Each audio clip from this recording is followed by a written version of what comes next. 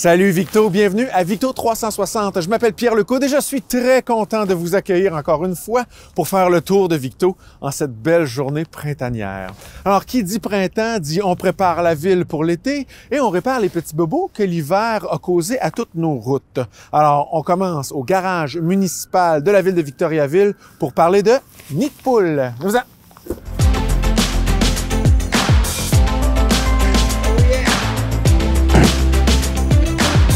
Alors, j'ai le costume, j'ai la posture, je suis prêt.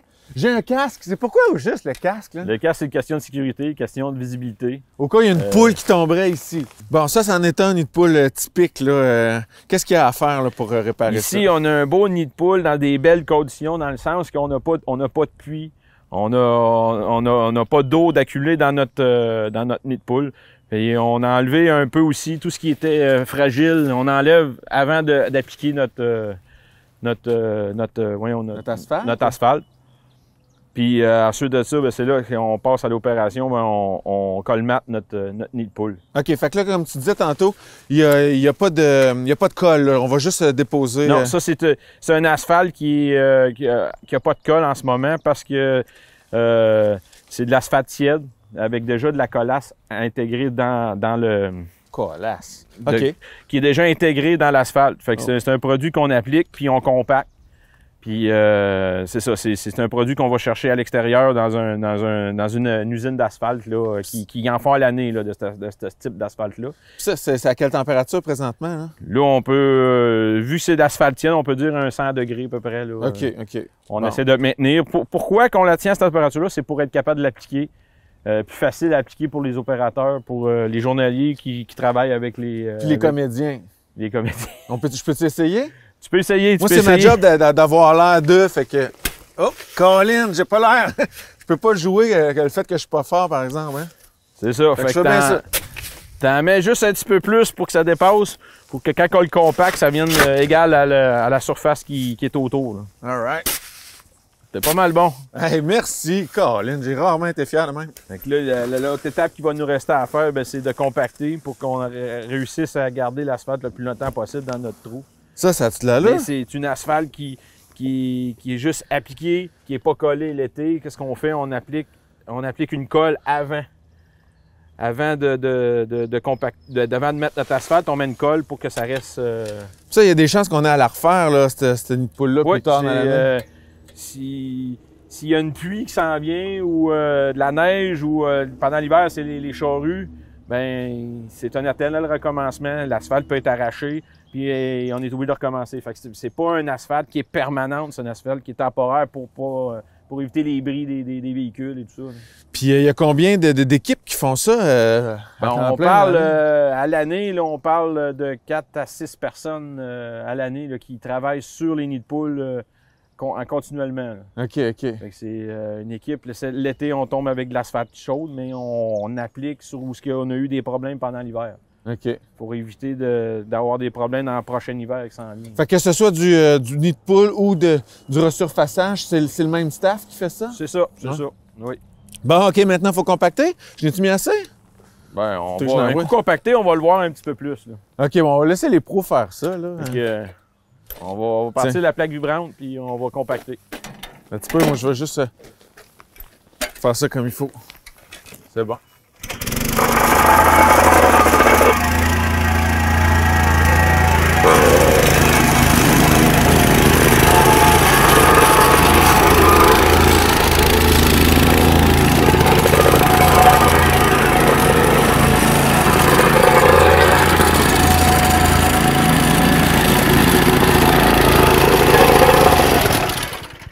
Pauvre petite poule, une chance qu'elle était partie quand on est arrivé.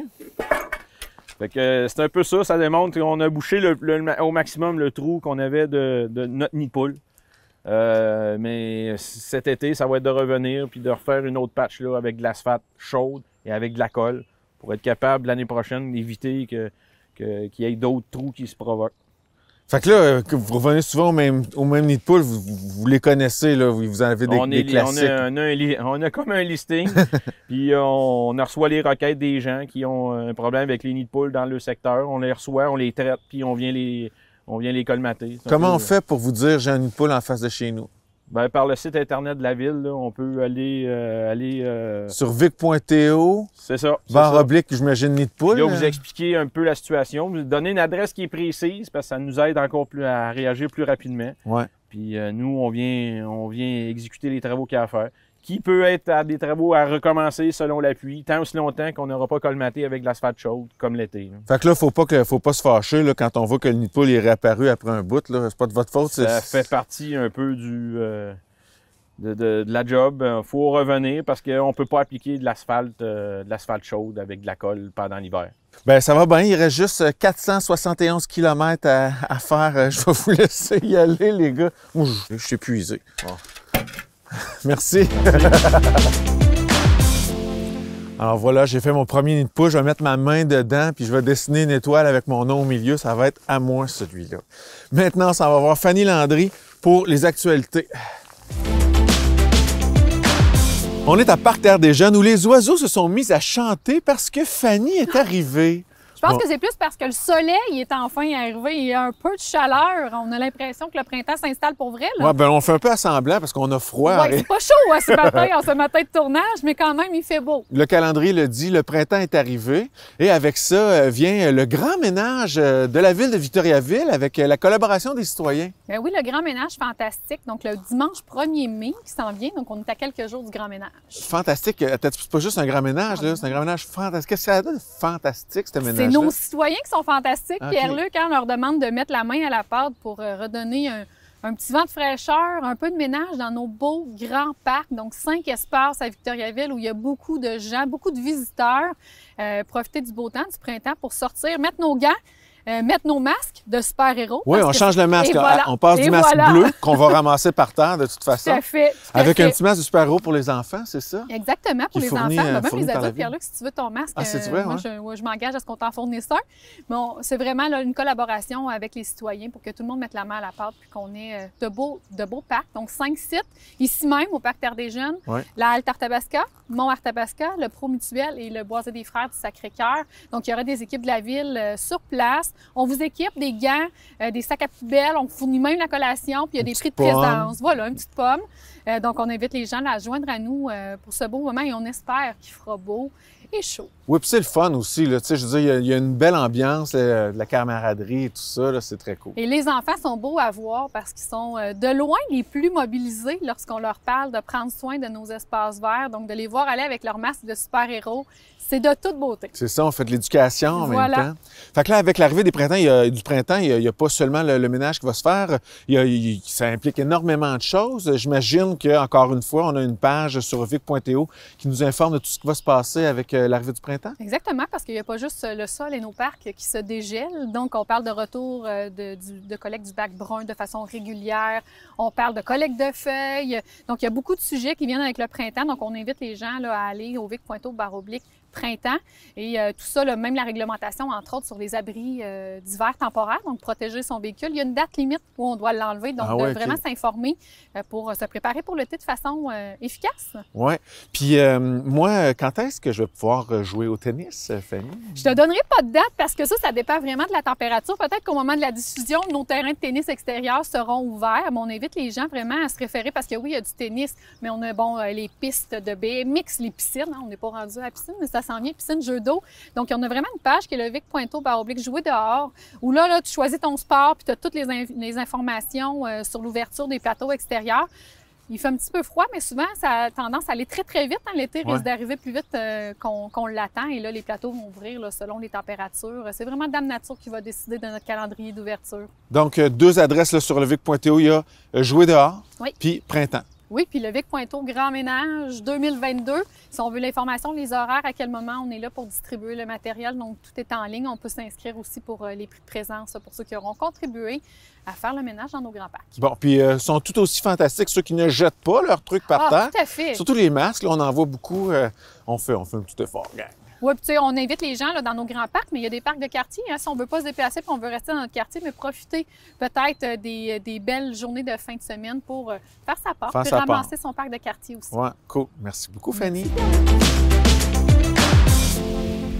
Alors, on continue de faire le tour de Victo avec Victo 360 et l'auto électrique de la ville de Victoriaville. On s'en va au poste de pompier Fernand Giguère. C'est parti. On est au poste d'incendie Fernand Giguère en compagnie de Yannick Poisson, conseiller municipal à la ville de Victo. Bonjour Yannick. Oui. Monsieur Jean-Robert Tremblay, conseiller municipal aussi. Oui. Ça va bien? Oui, très, très bien. La route a été bonne, vous n'êtes pas trop dépaysé. T'as-tu vu le soleil qui fait? Ah, c'est extraordinaire. Pas facile la vie. Oui, c'est ça. Mais là, on va parler de quelque chose de peut-être un petit peu plus difficile, c'est les incendies. Mais la prévention de ces incendies-là, il y a eu beaucoup de démarchage, puis même un projet pilote qui a été fait dans les dernières années pour améliorer la qualité de la prévention des incendies à Victoriaville et à Princeville. Pourriez-vous nous parler de ça? Tout d'abord, il y a eu un projet pilote. Pourquoi? Bon, le déclencheur, c'est que on était rendu à une étape de développer notre service d'incendie où ce que ça nous prenait un camion-pompe avec une échelle de pompiers sur notre... Parce qu'il y avait plus de monde à Princeville, ça? Oui, puis une question aussi de schéma, justement, répondre au schéma, avoir une bonne force de frappe, et puis on s'en allait là. Et puis le premier attrait pour le Princeville, ça a été l'association avec Victo, parce qu'eux autres, ils en ont un camion-pompe avec des échelles. Et puis, c'était avantageux pour nous autres. On travaillait, ça arrivait déjà qu'on faisait des interventions. Il y avait une bonne ça allait bien, tu sais. Ouais. Ça fait qu'on a décidé d'essayer ce projet pilote-là, voir si ça fonctionnerait bien, les deux municipalités ensemble. Puis, ça a fonctionné? Ça fonctionne très bien. La preuve, c'est que depuis quelques semaines déjà, on partage aussi la gestion des deux casernes. Donc, notre directeur du service incendie est également le directeur du service incendie à Princeville depuis quelques semaines, depuis le départ à la retraite de Christian Chartier là, à Princeville. Ah, le directeur à la retraite à Princeville a pris sa retraite. Donc, au lieu de le remplacer, on a pris le meilleur au Québec, qui était par hasard juste à côté. Oui. Puis, on le fait travailler à Princeville en même temps. Voilà. OK, c'est bon. Puis là, donc, ce qui est tout récent là-dedans, c'est que le projet pilote est terminé, puis là, c'est effectif, ça. Ça change quoi dans la vie de tout le monde, cette chose-là? Ben, je m'attends à ce que il n'y aura pas de changement. Au niveau du citoyen, il n'y aura pas vraiment de changement. L'idée, c'est de garder un bon système efficace. Et puis, on va fonctionner avec... on va avoir un chef aussi, on ne me rappelle plus de son titre, qu'on va... Pierre, ça va être notre répondant à Princeville, qui va être en autorité quand même pour superviser les opérations. Et puis, on va continuer avec le directeur qui est ici à Victoriaville. Je m'attends que ça va aller aussi bien qu'avant. Là. Puis le fait que notre directeur est parti, ben on a analysé toutes les situations. C'est ça qu'on a conservé là, comme objectif. Là. Tu sais, une collaboration comme ça entre Princeville et Victoriaville, c'est pas nouveau. Là, on parle du service d'incendie, mais il y a des précédents à cette collaboration-là. Bien, nous, Victoriaville, on est une ville-centre, puis il faut jouer notre rôle de ville-centre. Donc, souvent, nous, on a plus de budget, puisque vu qu'on a plus de citoyens, puis on collecte plus de taxes pour les différentes infrastructures, soit les infrastructures de loisirs. Ça s'est vu dans le passé. Nous, on a genre 3 ou 4 arénas, on a deux bibliothèques, des installations de surface synthétique, etc. Donc, notre rôle, en tant que ville-centre, c'est de pouvoir avoir ces infrastructures-là, d'en faire profiter dans un souci de mutualisation des services. Donc, par le passé, on a eu des ententes de services avec différentes municipalités. Puis, c'est un peu la même chose en termes de sécurité incendie, c'est que nous, ça nous prend une force de frappe, comme on disait tantôt, ça nous prend des pompiers qui sont disponibles, ça nous prend des équipements qui sont disponibles. À chaque année, on renouvelle notre flotte. Mais à un moment donné, des incendies, heureusement, on se touche du bois. Tant mieux s'il n'y en avait jamais, mais des incendies, il n'y en a pas 300 par année. Donc, on est en mesure peut-être d'aider aussi les autres municipalités aux alentours. Donc, je pense que c'est peut-être le premier pas vers une belle collaboration en matière, peut-être même un deuxième pas, je dis premier pas, mais c'est peut-être même un deuxième pas en matière de mutualisation des services en sécurité incendie avec Princeville. Mais peut-être qu'on va voir ça aussi avec d'autres municipalités là, dans le futur. Fait que là, la collaboration avec les deux municipalités, entre autres pour l'achat du camion avec échelle, c'est une économie d'échelle. Oui. On peut dire ça. Je peux le dire sans avoir l'air de faire un jeu de mots. C'est nous qui paie, mais c'est nous qui paie pour le coût de base. Ce qui fait en sorte que, justement, Princeville n'a pas à le faire. Lorsqu'il y a l'utilisation de ce camion-là, ben, il y a une facture qui est envoyée en fonction de l'utilisation. De la hauteur où est-ce qu'on est allé arroser, c'est ça? Exactement. Arroser, ça coûte cher. Bravo pour cette harmonie-là, cette belle collaboration. Ça nous fait profiter à tout le monde, là, autant pour les services que pour l'économie de notre compte de taxes à nous autres aussi. Tout à fait, exactement. C'est ça le but, c'est qu'à un moment donné, on veut que, ça me tient à cœur, c'est que le citoyen en ait pour son argent, puis ça ne coûte pas trop cher. À chaque fois qu'il reçoit son compte de taxes, il ne fasse pas OK, je vais avoir de la misère à le payer cette année. Il faut que ce soit dans le respect de payer du contribuable.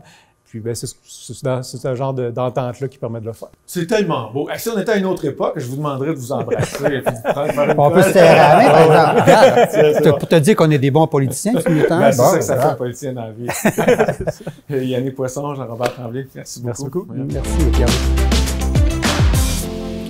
Bon, maintenant qu'on a dit plein de belles choses avec nos amis les politiciens, là, on va parler des vraies affaires avec le directeur du service des incendies à la ville de Victoriaville, M. Patrick Davidson. Bonjour, ça va bien? Ça va bien, vous? Oui, et Pierre Bouffard, un autre étranger qui vient se joindre à nous, chef de district au service d'incendie à la ville de Princeville, bien sûr. Bonjour. Bonjour. Alors, donc vous, maintenant, vous travaillez main dans la main depuis quelque temps, depuis le début du projet pilote dont on parlait tantôt. Vous travaillez ensemble. Comment ça se passe? En fait, depuis le 14 mars, les deux conseils de ville ont été de l'avant sur le projet pilote, qui a été un projet de partenariat sur une entente de 3 ans. Maintenant, la structure est comme bonifiée ensemble. Victoriaville vient mettre son support administratif à Princeville. Donc, Pierre, par le fait même, il est nommé chef de district de Princeville pour venir assister si tu veux, de Victoriaville à Princeville pour que ça fasse jusqu'en bas. Fait que dans le fond, c'était ça qui a été mis de l'avant. Une rencontre en amont de ça, le 12 mars, pour présenter aux employés tout ce que c'était le programme, puis le projet, puis qu'est-ce qui s'en venait dans les trois prochaines années. Là, on est en la partie études, puis évolution d'ensemble, puis ça va très bien là. Je suis très content. Oui, oui. Est-ce vrai ce qu'il dit? Pas mal ça. Ouais. On a commencé le projet, c'est en 2020. Déjà là, ce qu'on avait déjà beaucoup d'entraide, ce qu'on faisait, c'était systématique. On avait commencé à établir ça en 2020. Environ. On a commencé en 2020, on a commencé à assimiler tout ça, puis ça va très bien au niveau de tout ce qui est opération. Ouais. Le reste, c'est là, on tombe au niveau gestion. C'est là qu'on va faire un peu plus de mariage. Là. On va ajuster, on va bonifier qu'est-ce qu'on faisait déjà, comme eux aussi. Donc, on va travailler ensemble de façon à bonifier les services d'incendie et les rendre efficaces. Si je suis citoyen, moi, de Princeville, puis que le feu pogne chez nous, ça change quoi dans mon incendie que maintenant, il y a une coopération là, ensemble? Ouais. Maintenant, mettons, le feu prend chez vous, ouais. C'est bien éclaté. Ce qu'on appelle un incendie, là, c'est bien éclaté, bien éclaté. C'est que les effectifs qu'on a déjà à Princeville vont se rendre ces lieux, vont intervenir. Si on a besoin d'aide, c'est sûr que nous autres, il y a un code qui se donne. Immédiatement, il y a un camion de Vito qui descend, on va venir sur les lieux. Si on n'a pas besoin, il s'en va en caserne pour protéger le reste de la population. Ce qui se faisait pas avant. Et tant qu'il était un feu, c'est pris pour pas passer au feu si on est tombé dans le tas. Maintenant, c'est réglé, ça. Ce qui est le fun, on a une équipe d'ici qui s'en vient en caserne le temps qu'on intervienne. Donc, s'il y a un autre appel, on est capable d'intervenir encore une deuxième fois. C'est pas un problème. Je peux juste rajouter un peu, c'est que tout début, on a commencé à regarder nos formations, les amis communes. La table de poste de commandement est commune. Donc, on a arrimé pas mal nos façons de faire. Donc, quand on va à Princeville ou Princeville vient de chez nous sur un appel d'intervention incendie, bien, c'est un mariage qui se fait bien parce que nos tactiques, nos procédures sont communes. Il y a eu un gros incendie là, cet hiver à moins 175 degrés Celsius, je pense. Là.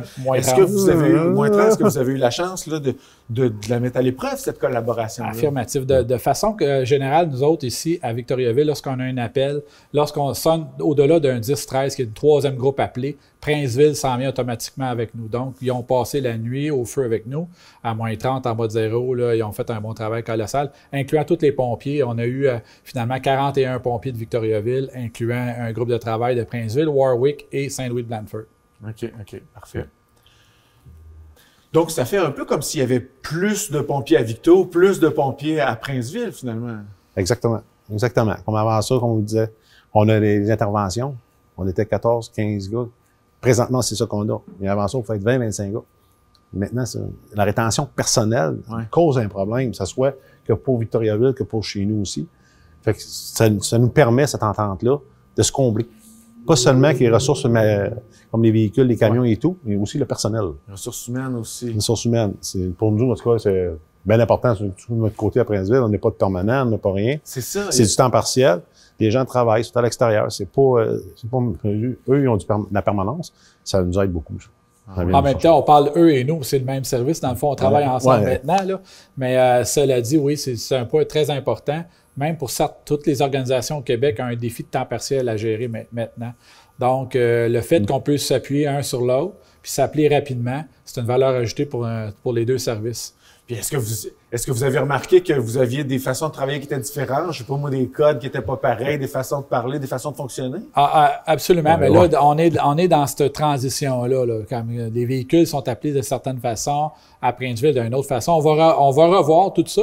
Ça ne veut pas dire qu'on va tout le changer, mais on va au moins s'habituer à comment est-ce qu'on travaille par rapport aux numérotations des véhicules. Bon, ben félicitations. Il n'y a pas eu de chicane à date. Pas du tout. Bon, ça va très bien. Il n'y a pas eu de feu à éteindre à l'intérieur de vos... Pas du tout. Tout va bien. Bon, ben merci beaucoup, messieurs. Merci beaucoup. Puis j'espère que vous allez pas travailler. Ben, on le souhaite, nous autres aussi. Nous autres aussi. On le souhaite. C'est-tu assez beau, l'amour? On va aller parler à James Casey maintenant, qui, lui, a une autre histoire d'amitié et de rassemblement à nous conter. C'est parti! On est au Parc Blanchette avec James Casey. Bonjour, James, ça va bien? Bonjour Pierre-Luc, ça va très bien, et vous? Oui. Là, on est dans un parc qui est dans ton district, le district Arthabasca-Est. Oui. Et puis, il va y avoir un gros party ici bientôt, j'ai entendu dire. On travaille là-dessus pour un gros party, pour une fête de quartier avec quelques personnes. On est dans le comité organisateur, c'est embryonnaire, mais on travaille vraiment là-dessus pour faire quelque chose de vraiment intéressant. On a entre autres un des voisins du Parc Blanchette, Monsieur Marc-André Thibault, qui a passé à Star Academy, qui va venir ici performer avec son band, le White Tiger Band. Le White Tiger Band, ça rock déjà. Ça rock déjà, ça va être ça va être un super beau spectacle. Il est super gentil d'offrir son temps, lui et son band.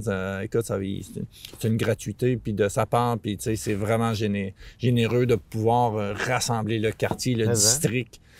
C'est un appel à tous dans le district. Y a-tu juste toi puis lui qui sont impliqués là-dedans? Non, il y a plusieurs autres personnes, dont même M. Bruce Scalone, qui est un d'un autre voisin que lui dans le comité, donc il travaille là-dessus. C'est lui qui a fait la demande officielle à la ville.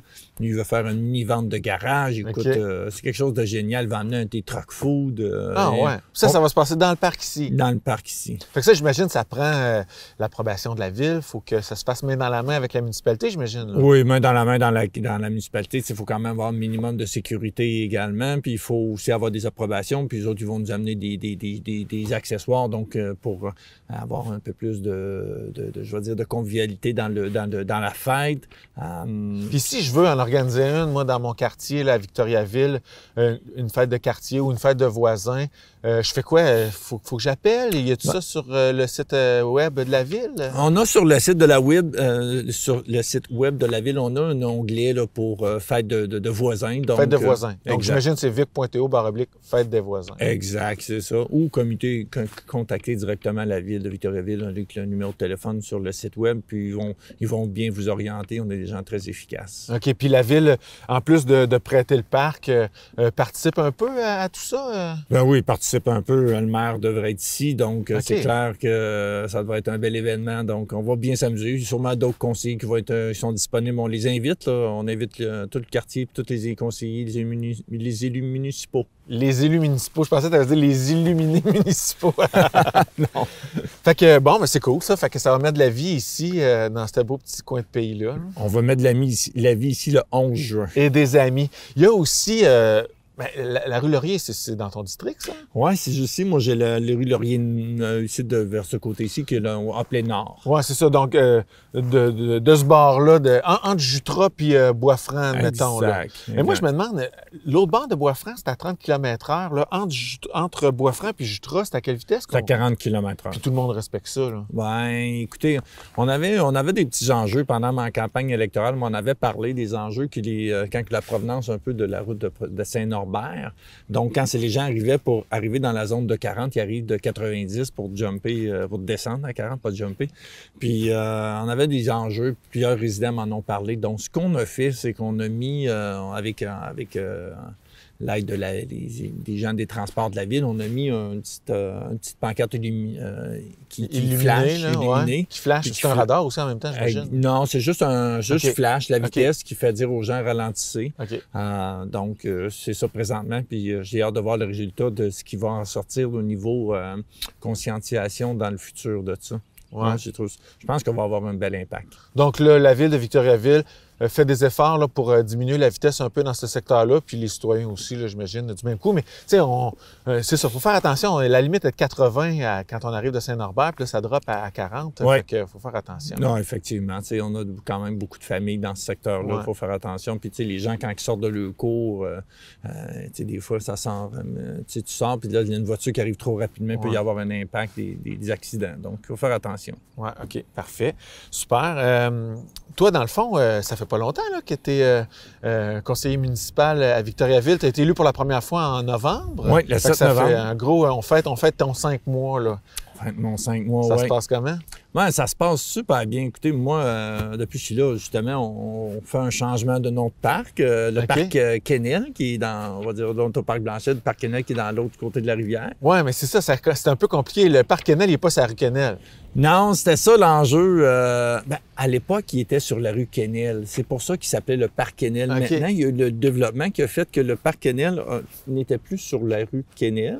Donc, il a fallu changer la toponymie de ce parc-là, qui va devenir le parc Curie-Larue, donc dans quelques semaines. Mais pourquoi au juste on change les noms de parcs comme ça, puis on leur donne le nom de la rue sur laquelle ils sont situés? C'est quoi l'intérêt de faire ça? Bien, en fait, il y a deux majeurs. C'est une question de... C'est plus facile si tu veux quand il y a des événements sportifs, donc un tournoi de soccer, on sait qu'il va être dans le parc Curie-Larue, donc ça va être plus facile. On va dire, OK, près de la rue.